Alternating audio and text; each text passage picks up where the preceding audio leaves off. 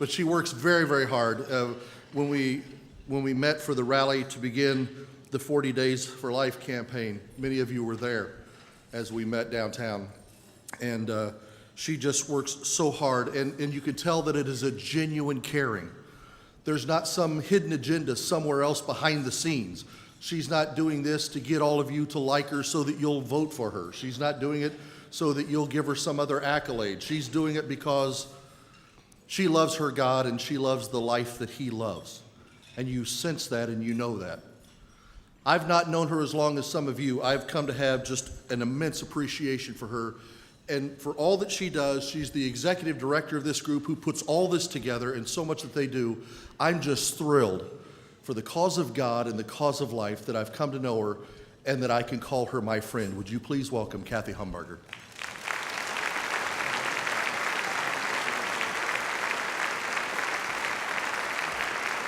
Pat, you said everything I asked you to, except that I'd been cooking all day. You missed that part. To God be the glory. As we say to each other, all those who stand shoulder to shoulder with me in this fight, we get up, dress up, and show up, and God does the rest. So thank you for that kind greeting, but to God be the glory. I'm just delighted that each one of you in this room allow me to represent you in this noble cause, because I know everyone in this room would do it if God asked you to. So thank you from the bottom of my heart for allowing me to represent you. We're going to take a really fast ride through the last year, so fasten your seatbelts. I have a lot of good news to share with you and some challenges as well. But the first good news I have to share with you is that this is a record-breaking crowd tonight. Thanks to each and every one of you. I think the last count I heard was somewhere in the neighborhood of 860 or 870 folks here tonight. And that breaks our previous record by well over 100. Next year, we're going to do 1,000, so bring a friend. We can take out this wall and expand to another room.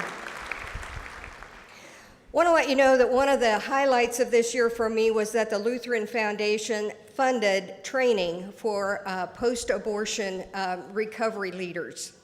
This has been a wonderful experience for us, and I want to tell you that this very night, for the first time, the post-abortion ministry began in Hope Alive, outside the walls of the crisis pregnancy centers. The crisis pregnancy centers do a wonderful job, but we're taking this hope and healing out into the community. And our goal, our vision, our challenge is that every individual wounded by abortion in Allen County understand the healing that comes at the foot of the cross of the Lord Jesus Christ.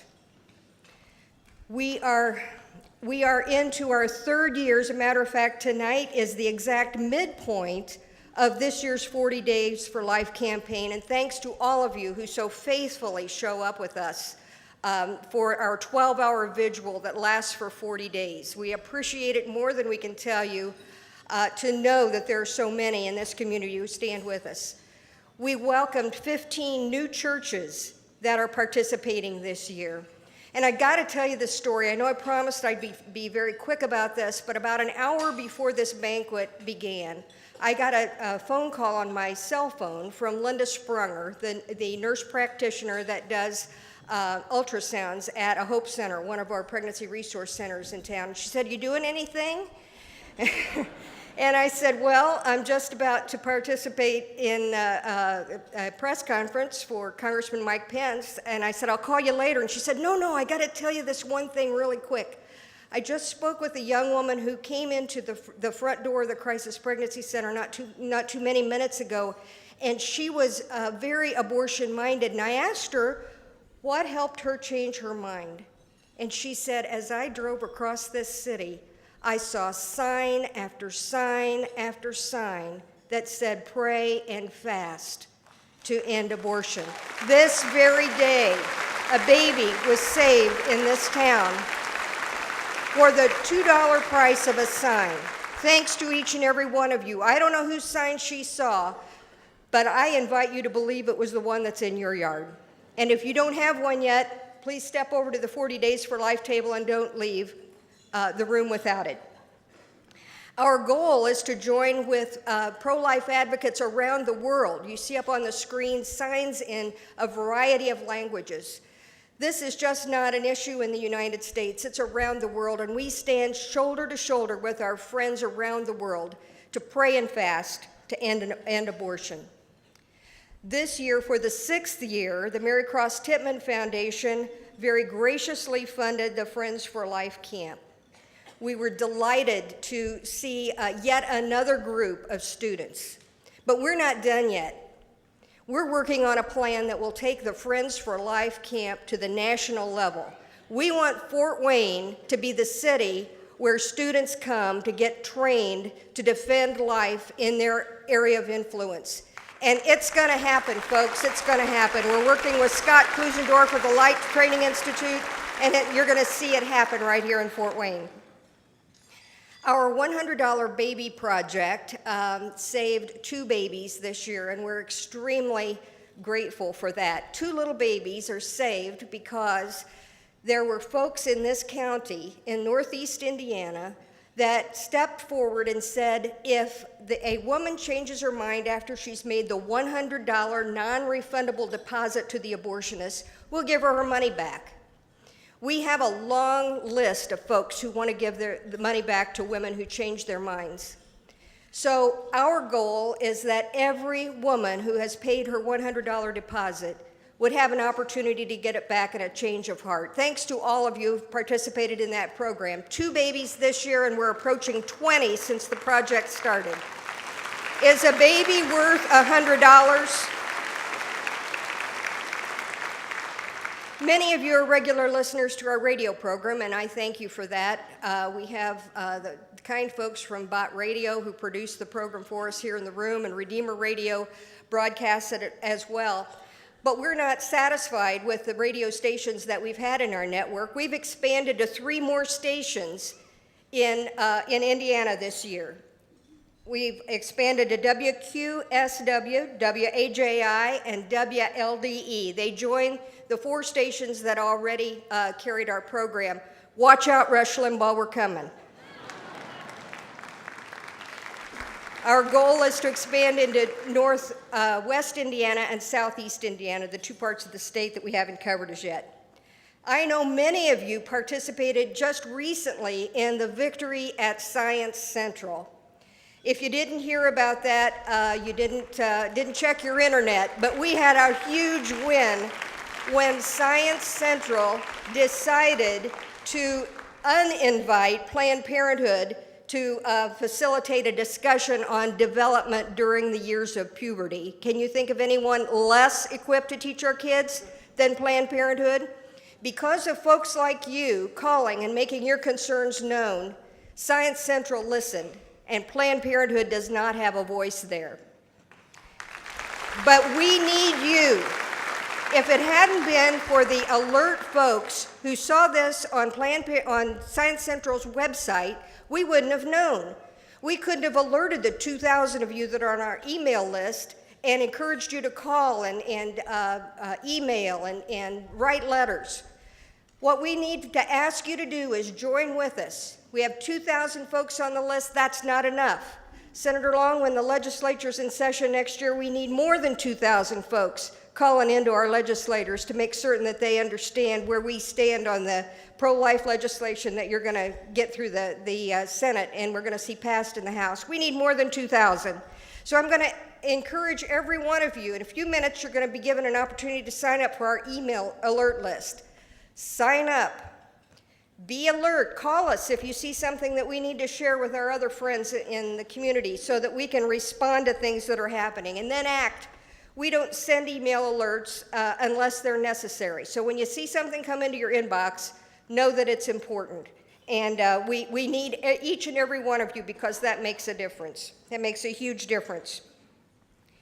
In January, we had Abby Johnson, a former Planned Parenthood employee, be our keynote speaker at the March for Life.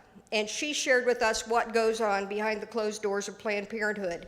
And then at our Friends for Life camp, Lila Rose came to tell us about her sting operations in Planned Parenthood offices across this country. She exposed the misinformation that's given and the cover-up of child sexual predators.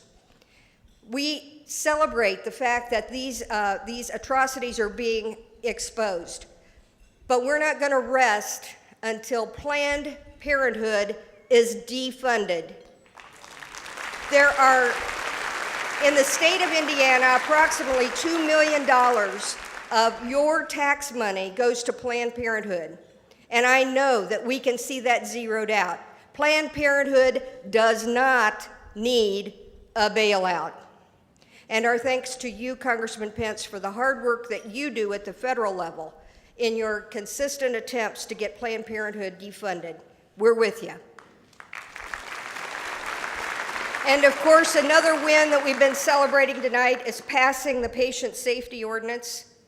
We're just delighted that that passed. Thanks again to my good friend, Commissioner Nelson Peters, for all the hard work and standing shoulder to shoulder with all of us and having those excessive numbers of meetings and phone calls and negotiations. But we're not going to stop there. We're seeing this patient safety ordinance that didn't pass in the State House being passed in other counties.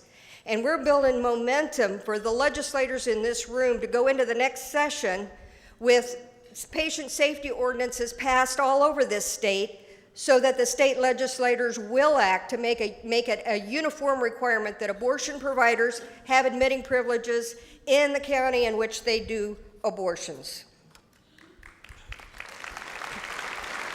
And here is the best news that I could give you this evening.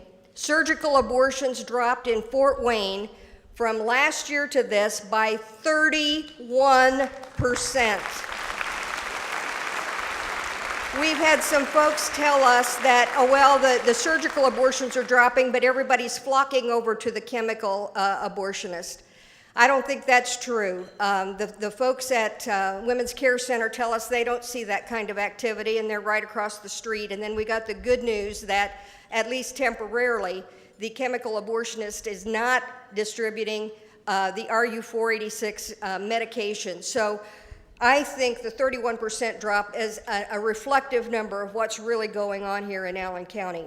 But we're not going to stop there. We want to make Fort Wayne the largest city in Indiana that is abortion-free. Stay with us, folks. Be a part of what God's doing. It's going to happen. We're going to see it end. One of the best bits of news we got this year came from a pro-abortion advocate. Nancy Keenan is the president of NARAL, the National Abortion Rights Action League, and she was quoted in Newsweek magazine in April of this year saying that she was fearful about the future of her movement. And what worries her is that she just doesn't see a passion among the post-Roe generation, at least not among those on her side. This past January, when Keenan's train pulled into Washington's Union Station a few blocks from the Capitol, she was greeted by a swarm of anti-abortion rights activists. That would be us. It was the 37th annual March for Life, organized every year on January 22nd, the anniversary of Roe. And I'm quoting Keenan. I just thought, my gosh, they are so young. There are so many of them, and they are so young.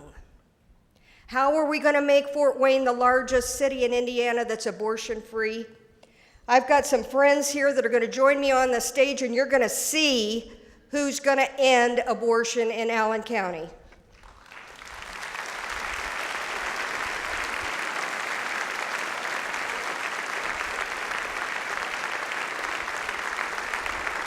The students, come up, students. They're standing on our shoulders, friends. They're standing on our shoulders. United with God, we can do it. God bless you.